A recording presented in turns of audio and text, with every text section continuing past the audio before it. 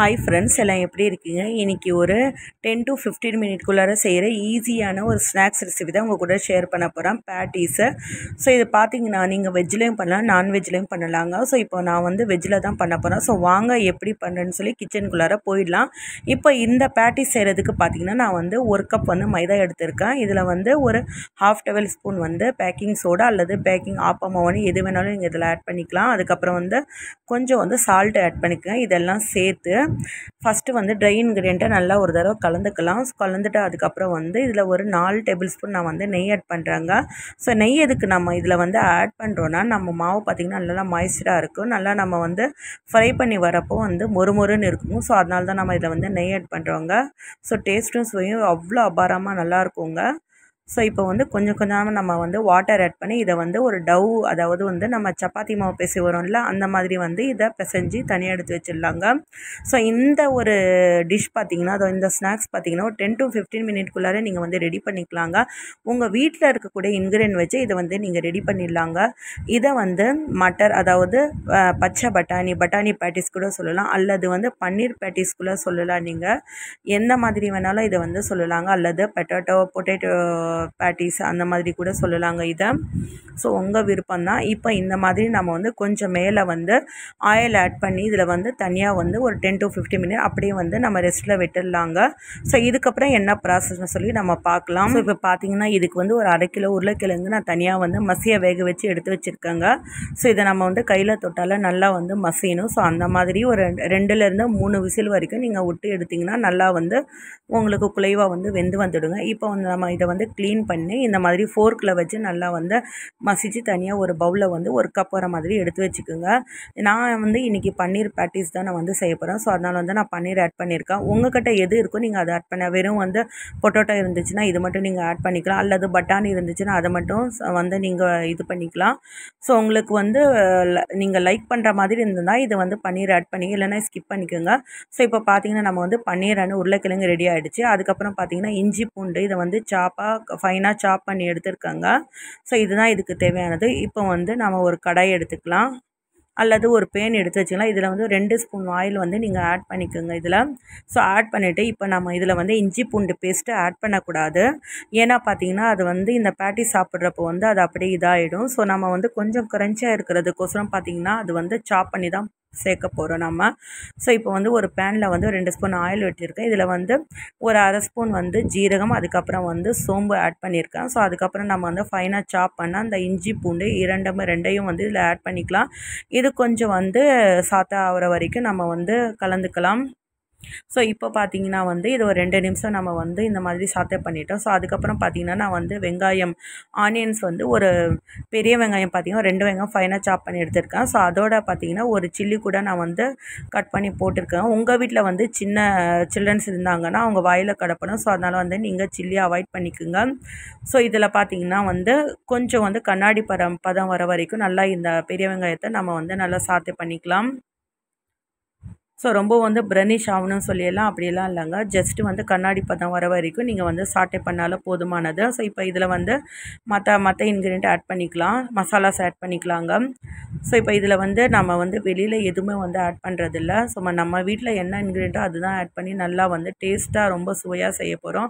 இப்போ பார்த்தீங்கன்னா தனி மிளகாய்த்தூள் ஒரு 1/4 ஸ்பூன் வந்து ஆட் பண்ணுறேன். மல்லித்தூள் பார்த்தீங்கன்னா ஒரு 1/4 ஸ்பூன் ஆட் பண்ணுறேன். அதுக்கப்புறம் மஞ்சத்தூள் பார்த்தீங்கன்னா 1/4 ஸ்பூன் நான் வந்து ஆட் பண்ணுறேங்க. எங்கள் வீட்டில் வந்து பெரும்பாலும் பார்த்தீங்கன்னா கொஞ்சம் வந்து காரம் கம்மியாக தான் சாப்பிடுவாங்க. ஸோ அதனால் வந்து காரம் கம்மியாக தான் ஆட் பண்ணேன். உங்களுக்கு தேவைன்னா நீங்கள் வந்து முன்ன பின்ன கொஞ்சம் அட்ஜஸ்ட் பண்ணிக்கோங்க.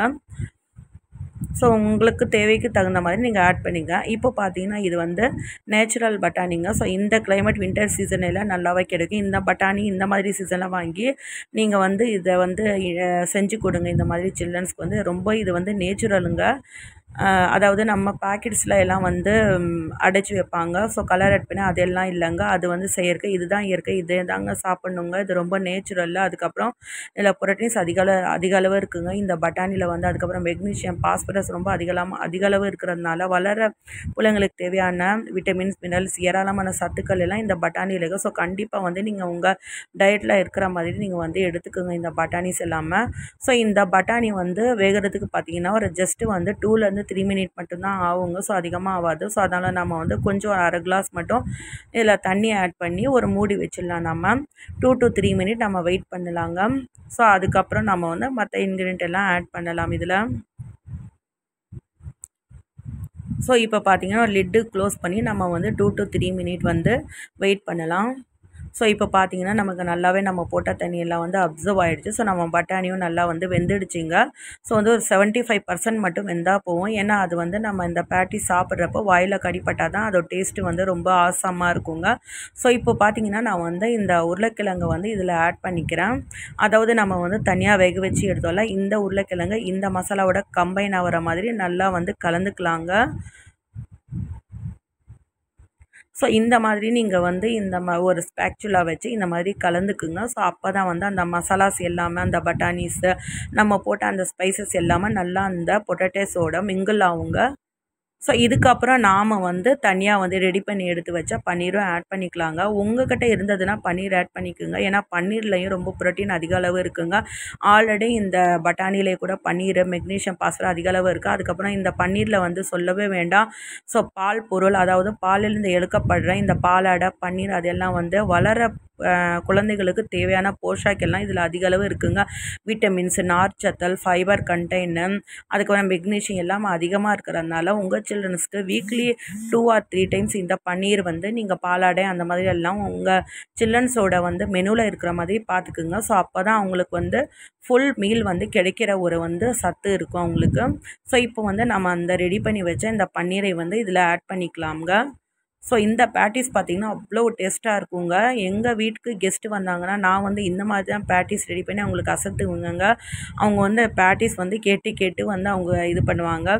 ஸோ இப்போ பார்த்தீங்கன்னா இந்த மாதிரி ட்ரையாக இருக்கணுங்க. இதுக்கு தேவையான உப்பு எல்லாம் நீங்கள் செக் பண்ணிக்கோங்க. உப்பு காரம் உங்களுக்கு வந்து போதுமானு சொல்லி செக் பண்ணி நீங்கள் வந்து அட்ஜஸ்ட் பண்ணிக்கோங்க. ஸோ இப்போ வந்து நமக்கு இந்த ஸ்டஃபிங் வந்து ரெடி ஆகிடுச்சு. இதை வந்து எடுத்து நம்ம தனியாக எடுத்துடலாங்க.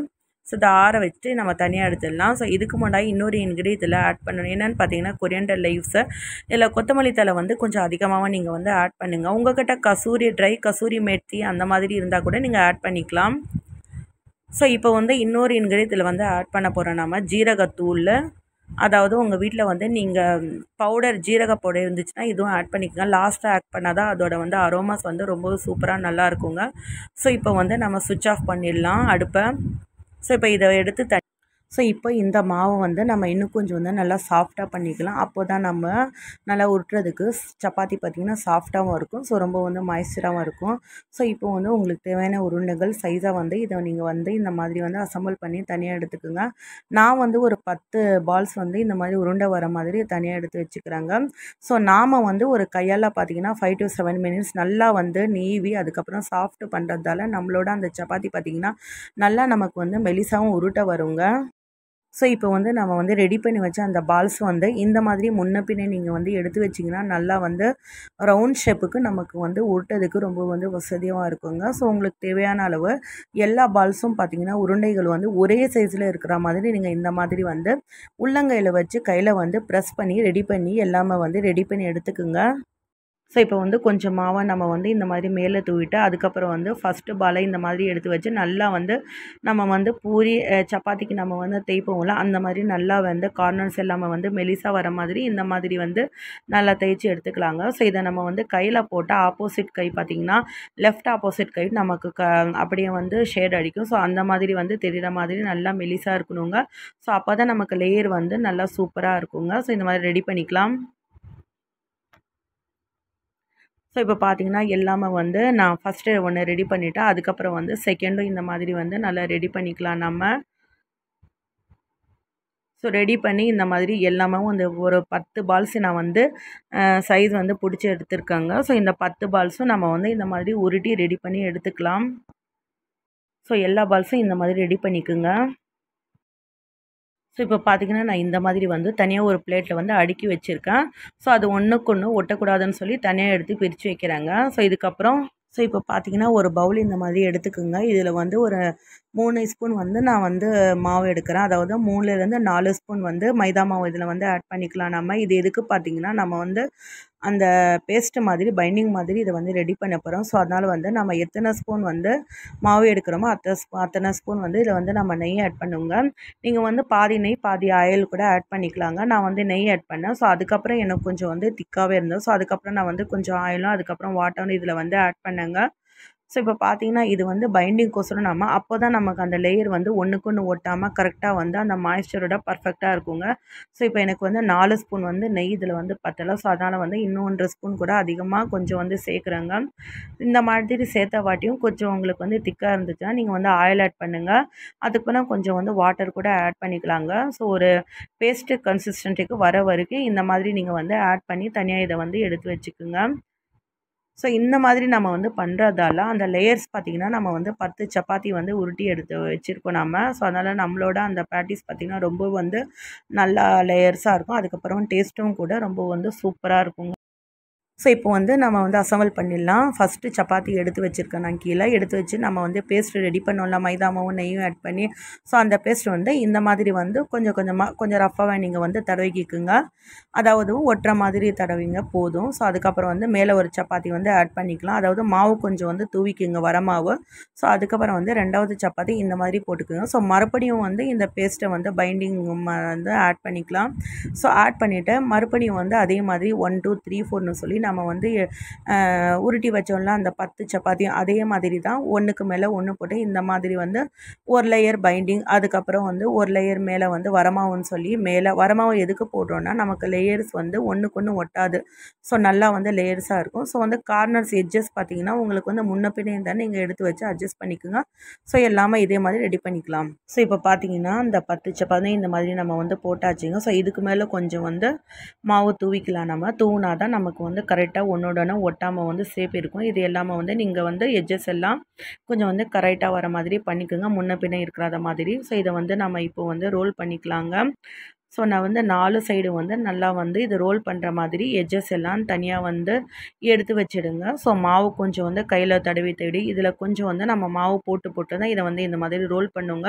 ஸோ அப்போ தான் நமக்கு வந்து எல்லா சப்பாத்தியும் ஒன்றா சேர்ந்து ரோலாக வந்து நமக்கு பண்ண முடியும். இல்லைன்னா நமக்கு வந்து ஒன்று முன்ன பின்னேன்னு இருக்குங்க. கொஞ்சம் வரமாவு தூவி ஸோ இந்த மாதிரி வந்து எட்ஜஸ் எல்லாம் கரெக்டாக அட்ஜஸ்ட் பண்ணி நீங்கள் வந்து அதை பண்ணுறப்போ உங்களுக்கு வந்து சென்டரில் கொஞ்சம் வந்து மொத்தமாக தெரியும். ஸோ நீங்கள் வந்து நல்லா ரோல் பண்ணிங்கன்னா கையாலேயே வந்து இந்த மாதிரி ரோல் பண்ணிங்கன்னா அது வந்து அந்த ஷேப்புக்கு வந்து கரெக்டாக வந்து நல்லா சூப்பராக வந்துடுங்க. ஸோ இப்போ நெக்ஸ்ட்டு பார்த்தீங்கன்னா நமக்கு தேவையான ஷேப்பில் இதை வந்து ஒரு நைஃப் வச்சு நம்ம வந்து கட் பண்ணிக்கலாம். நான் இன்றைக்கி கொஞ்சம் வந்து பெரிய சைஸ் தான் போட போகிறேன். ஸோ அதனால் வந்து நான் கொஞ்சம் பெரிய பாலாக வந்து இந்த மாதிரி கட் பண்ணி எடுத்துக்கிறேன். ஸோ சென்டரில் நடுவில் பார்த்தீங்கன்னா அந்த மாதிரி கேப் இருக்கிற மாதிரி தெரியும். பட் நீங்கள் வந்து நீங்கள் வந்து மாவு உருட்டி இது பண்ணிங்கன்னா ஸோ உங்களுக்கு வந்து அந்த கரெக்டாக வந்து அந்த எட்ஜஸ் எல்லாம் வந்து க்ளோஸ் ஆகிடுங்க. ஸோ இந்த மாதிரி எல்லாமே வந்து கட் பண்ணி எடுத்துக்கலாம். ஸோ இப்போது ஃபஸ்ட்டு ஒரு உருண்டை எடுத்து வச்சு நம்ம கையால் வந்து ரொம்ப வந்து லூஸாகவே இந்த மாதிரி வந்து உருட்டணும். ரொம்ப வந்து டஃப்பாக வந்து உருட்டக்கூடாது. ஸோ இந்த மாதிரி வந்து கொஞ்சம் முக்கால்வாசி உருட்டு அதுக்கப்புறம் நடுவில் வந்து ஸ்டஃபிங் வச்சிடலாம். நம்ம ஸ்டஃபிங் வச்சதும் வந்து கார்னர்ஸ் எல்லாம் கொஞ்சம் வாட்டரை வந்து விரலால் வந்து நம்ம போட்டோன்னா இந்த மாதிரி எட்ஜஸ்ஸு ஆப்போசிட் சைடு இந்த மாதிரி க்ளோஸ் பண்ணிக்கலாம். ஸோ அதுக்கப்புறம் ஒரு ஃபோக்கால் வச்சு இந்த மாதிரி க்ளோஸ் பண்ணிக்கோங்க. ஸோ நம்ம வந்து அந்த இன்சர்ட் பண்ண அந்த ஸ்டஃபிங் எல்லாம் வெளியில் வராதவங்களுக்கு இது ஒரு டிசைனாக கூட இருக்கும். ஸோ இந்த மாதிரி வந்து எல்லா மாவையும் நம்ம வந்து ரெடி பண்ணி எடுத்துக்கலாங்க. ஸோ இந்த மாதிரி பண்ணுறதால உங்களுக்கு வந்து நீங்கள் எல்லாமே ரெடி பண்ணி எடுத்து வைக்கிறதுக்கு இந்த மாதிரி உங்களுக்கு டைம் வந்து கொஞ்சம் வந்து அட்ஜஸ்ட் பண்ணி நீங்கள் இது பண்ணிக்கோங்க. ஸோ இப்போ வந்து எல்லாமே இந்த மாதிரி ரெடி பண்ணிக்கலாம். ஸோ இப்போ பார்த்தீங்கன்னா எல்லாமே வந்து ரெடி பண்ணியாச்சு. இப்போ வந்து ஃப்ரை பண்ணி எடுக்க வேண்டியது தான். ஸோ இப்போ ஒரு கடாய் எடுத்திருக்கேன்னா கடாய் வச்சு இதில் வந்து ஆயில் ஆட் பண்ணியிருக்கேங்க. உங்களுக்கு ஃப்ரைக்கு தேவையான ஆயில் நீங்கள் இதில் வந்து ஆட் பண்ணிக்கோங்க. ஸோ இப்போ நமக்கு ஆயிலில் வந்து ஹீட் ஆகிடுச்சு. இதில் வந்து மீடியம் ஃப்ளேமில் நீங்கள் வந்து ஃப்ளேம் வந்து கம்மி பண்ணிக்கோங்க. ஸோ இப்போ வந்து இதில் நம்ம ரெடி பண்ணி வச்ச அந்த பேட்டிஸில் வந்து போட்டுடலாம் இதில் ஆயிலில். ஸோ மீடியம் ஃப்ளேமில் வந்து பொறுமையாக நின்று ஒரு 10-15 நிமிஷம்னாச்சும் நீங்கள் பொறுமையாக நின்று இதை வந்து பண்ணால் தான் உங்களுக்கு வந்து அதோட எஃபெக்ட் வந்து சூப்பராக கிடைக்குங்க. ஸோ இப்போ பார்த்தீங்கன்னா ஃபஸ்ட்டு பேட்ச் நான் வந்து ஃப்ரை பண்ணி எடுத்துட்டேன். இப்போ வந்து செகண்ட் பேட்ச் இதில் வந்து ஆட் பண்ணுறேன்னா, ஸோ இதே மாதிரி மீடியம் ஃப்ளேமில் வச்சு பொறுமையாக நின்று இதை நீங்கள் வந்து ஃப்ரை பண்ணி எடுத்தால் தான் உங்களுக்கு அந்த டெக்ஸ்சர், அதுக்கப்புறம் உள்ளார நல்லா வந்து சாஃப்டாக இருக்கும். அதுக்கப்புறம் மேலே பார்த்தீங்கன்னா நல்லா கிறிஸ்பினஸாக இருக்குங்க. ஸோ அந்த நம்ம போட்ட அந்த இன்க்ரீடியன்ட் எல்லாமே நல்லா வந்து க்ரன்ச்சியாக இருக்கும். ஸோ இப்போ பாருங்கள் நல்லா சூப்பரான டெக்ஸ்சர், அதோட கலர்ஸ் எல்லாமே நல்லா முறுமுறுன்னு அந்த லேயர்ஸ் எல்லாம் பாருங்கள் அவுட்டிங்கில் வந்து சூப்பராக இருக்குது. ஸோ இப்போ வந்து செகண்ட் பேட்ச் நமக்கு வந்து ரெடி ஆகிடுச்சு. இதை வந்து நம்ம வந்து அனதர் சைட் டர்ன் பண்ணிடலாம். ஸோ இதை நீங்கள் மீடியம் ஃப்ளேம் வந்து பார்த்துக்குங்க, அதிகமாக வச்சிங்கன்னா கரைஞ்சிடும். அதுக்கப்புறம் வந்து உள்ளார நமக்கு அந்த மாவையெல்லாம் அப்படியே வந்து நல்லா வேகாமல் இருக்கும். ஸோ அதனால் வந்து குறைவான தணலை இதை வந்து நீங்கள் ஃப்ரை பண்ணி எடுங்க. ஸோ அவ்வளோதான், சூப்பரான சுவையான பேட்டிஸ் நமக்கு வந்து ரெடி ஆகிடுச்சிங்க. நீங்கள் உங்கள் வீட்டில் வந்து பட்டாணி இருந்தால் கூட பட்டாணி மட்டும் அது மட்டும் வச்சு நீங்கள் பண்ணலாம், அல்லது பன்னீர் வச்சு மட்டும் பண்ணலாங்க. உங்களோட விருப்பம் தான் அது.